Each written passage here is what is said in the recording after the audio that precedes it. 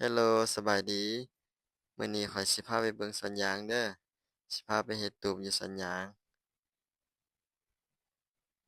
บรรยากาศสิเป็นจั่งใดก็เบิ่งไปนำกันน่ะเบิ่งอันนี้ก็เปลี่ยนเสื้อผ้าต้องแล้วเสียล่ะหนาๆได้หน่อยหนึงอากาศข้างนอกมันหนาวเอเบิ่งพลังเนี่ยเฮ็ดอาหารนี่บรรยากาศเป็นตาแซ่บหลายอื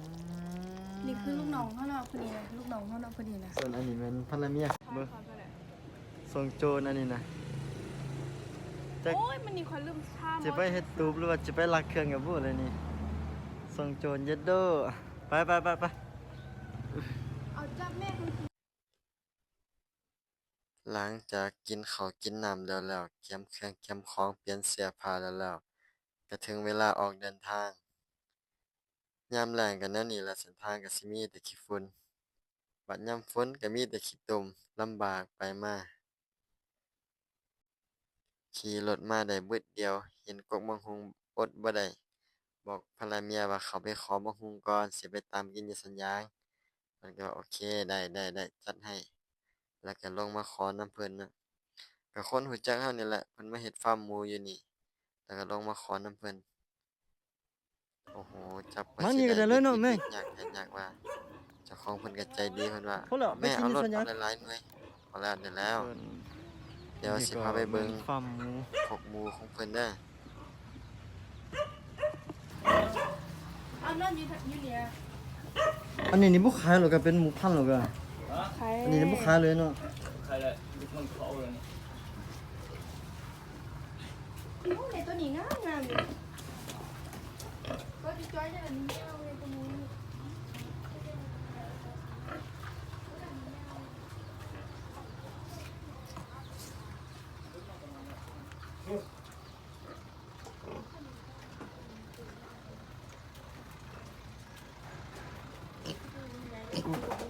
เข้ามือเลยนี่ หลังจากลักเมืองกรุงแล้วเราก็เดินทางต่อ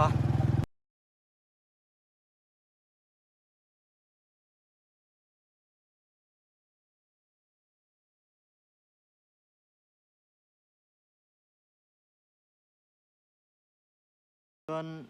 อันนี้แม่นอันปลาอ้อยที่เขาตัดแล้วเขาก็สิจุดแนวนี้เนาะเพื่อที่จะให้มันออกมาใหม่เพื่อที่จะให้มันออกมาใหม่อีกเดินน้ำออกพ่อละลายเนาะอากาศยังหนาวอยู่เลยนี่น้ำออกยังบ่เห็นหยังเลยครับผมตอนนี้ประมาณ15-16องศาประมาณนี้แหละหนาว โอ้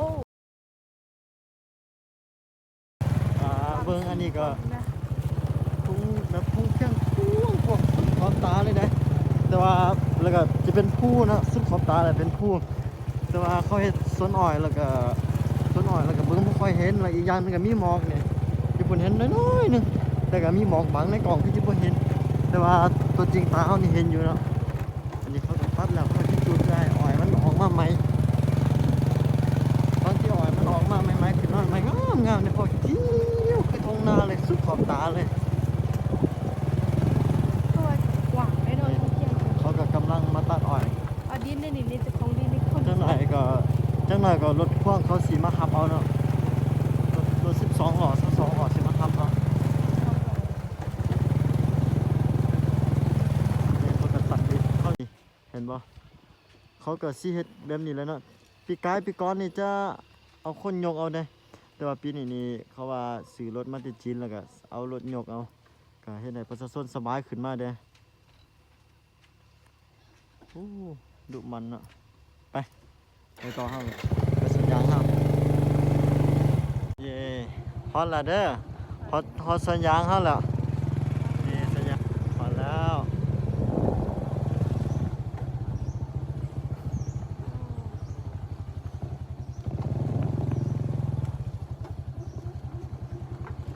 จึ๊บ นี่ฮอดตูบเฮาแล้วเนาะอันนี้แหละตูบที่ว่ามันเก่าแล้วมันสิเพแล้วเพราะว่าปลวกกินหมดแล้วมื้อใดมันสิล่มทับเฮาก็บ่ฮู้แหละบอกได้คำเดียวเลยถ้าว่าอันลมพายุมานี่ปลิวหมดเลยแหละบ่เหลือหยังเลยมื้อนี้เอื้อยก็มาช่วยแล้วก็ภรรยาเมียก็มา ลูกน้อยเขาก็มาเบิ่งแต่หลังคานี่มันสิหลุลงมาล่ะนอนก็นอนบ่หลับตาบ่ลงย้านมันสิหล่มลงมานี่ลูกน้อยของเรากับอีแม่เบิ่งทางในนี่ทางในใหม่ปลวกกินเบิดแล้วนี่จนจีดหักมาหมดแล้วนะบ่เหลือแล้ว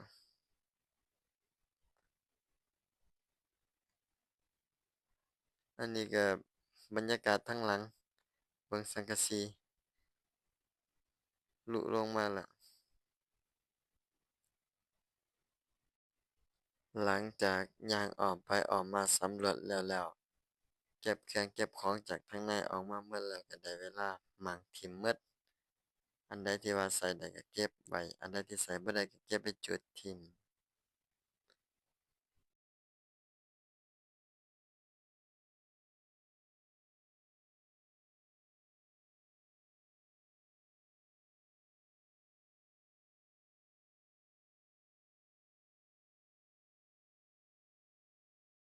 เอ่อสภาพหลังจากมังแล้วมังแล้วก็สภาพก็สิเป็นแบบนี้แหละสิเอาเสาไปปลูกอยู่ฝั่งนั้นอีก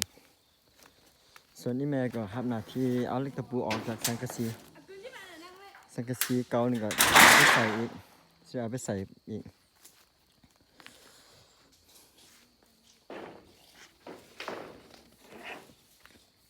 สิมาเฮ็ดไม้อยู่บนนี้เนาะ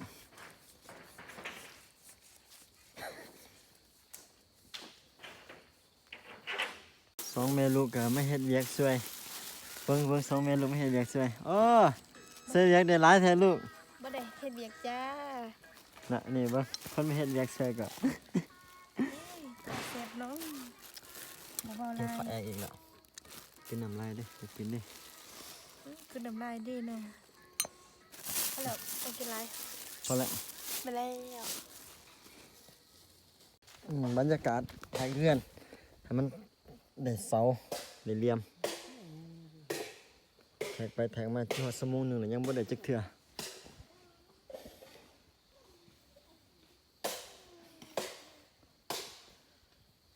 ย่างออมไปออมมาอยู่นี่เลยเนาะยังบ่ได้เทื่อพอดีแล้วได้ละบัดนี้นะโอ้ปัจจิได้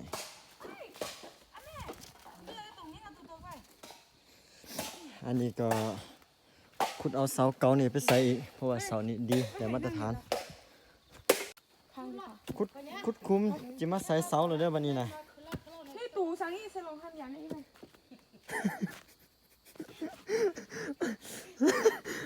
อันนี้ก็นางขุดนอนขุดเลย เนี่ย นี่ มึงเลยมึง เบิ่งเล็บมือเฮ็ดมาไหม โขชอบมาโขนขุดอันนี้จัง เบิ่งเล็บมือเด้อนี่สุดยอดเลย หลังจากขุดคุ้มแล้วก็เอาสายน้ำเทียงมาแทกเพื่อที่จะลงเสาเนาะเสาที่ยกมาจากฝั่งนั้นเนาะกว่าสิขุดได้ก็เมื่อยว่าประมาณ60 เซนขุดแล้วก็ยกมาอีกโอ้กว่าสิได้เสาหนึงบ่แม่นง่ายๆเมื่อยกินแห้งไปหลายอยู่เสาหนึงซื่อๆได้นี่มันนี่ก็มาขุดเสาที่2แล้วเสาตัวนี้ เขาถือโตเลยมั้ง ส่วน ตามญี่ปุ่นเนี่ยเอา ผู้หญิงก็กำลังเฮ็ดอาหารกำลังแต่งกินจืนปลาบ่เฮ็ดหยังบ่ยังบ่ฮู้นะ โอ้ยนี่ใส่เกลือไปนวดก่อนใจใหญ่เฮาว่ามา ขึ้นข่อยซ้ายแล้วเนี่ยคนลัง จืนปลาทอดปลา ไปพี่อันแก้มมาจีจีมานี่ก็มากิน ทีนี้จืนปลาทอดปลาแล้วก็ตำมะฮุ่งข้าวเหนียวส่วนเฮาก็ไปขุดเสาต่อ มื้อนี้น่ะจักแม่นแนวใดบ่ฮู้แหละเฮ็ดเวียกบ่เดินหน้าเลย แต่ว่าหมดแรงไปหลายแล้วจนอยากกินข้าวอีกแล้ว เรียบร้อยสีเสาโอ้เมื่อยเนาะเรียบร้อยแล้วสีเสาเสาสุดท้ายโอ้เต็มที่เลย2 คนนี่ก็มาช่วยเนาะ เออเมื่อยหลังจากแล้วสีเสาแล้วก็พอดีฮอดโมงกินข้าวนะพักกินข้าว นี่ฮอดโมงกินข้าวแล้ววันนี้น่ะขาดตำบักหุ่งบ่ได้แน่นอนน่ะคนลาวเรานี่ก็อาหารมื้อนี้ก็มีอันแกงผักแล้วก็ปิ้งปลาแล้วก็ตำบักหุ่งแล้วก็จืนชิ้นหมูสามชั้นมีอันข้าวเจ้ากับข้าวเหนียวผู้ใดมักข้าวเจ้าก็กินข้าวเจ้าผู้ใดมักข้าวเหนียวก็กินข้าวเหนียว หลังจากกินข้าวกินน้ำแล้วก็ขึ้นเสานะเรียบร้อยสีเสาขึ้นแล้วล่ะ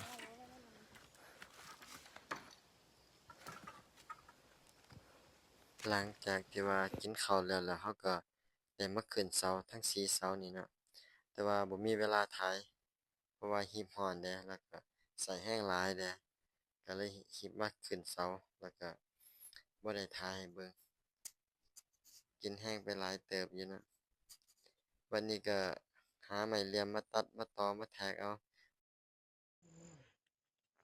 ได้แต่ซ้ำนี้เฮ็ดบนมือได้แต่ซ้ำนี้นะขึ้นเสาแล้วก็ขึ้นโครงหางมื้อนี้น่ะได้แต่ซ้ำนี้แรงแล้วฮอด5โมง6โมงแรงแล้วฮอดเวลากลับแล้วอืม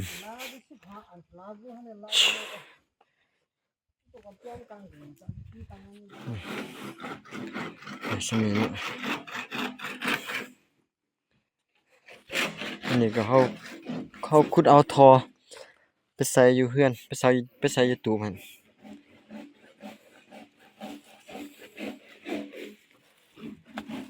แม่ก็เตรียมเครื่อง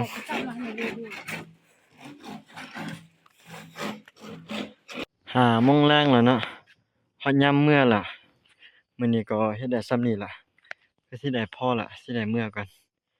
อีก2-3มื้อพุ่นแหละที่แล้วนี่แล้วก็สิอัปเดตให้เบิ่งอีกเด้อฝั่งนี้ฝั่งเก่าเนาะหมางออกหมดแล้วส่วนทางนี้กำลังเฮ็ดใหม่อีก2-3มื้อพุ่นแหละจึงแล้ว อันนี้ก็ทางกลับบ้านเราเด้อเบิ่งไปเบิ่งมาวิวงามก็เลยอยากถ่ายให้ทุกคนเบิ่ง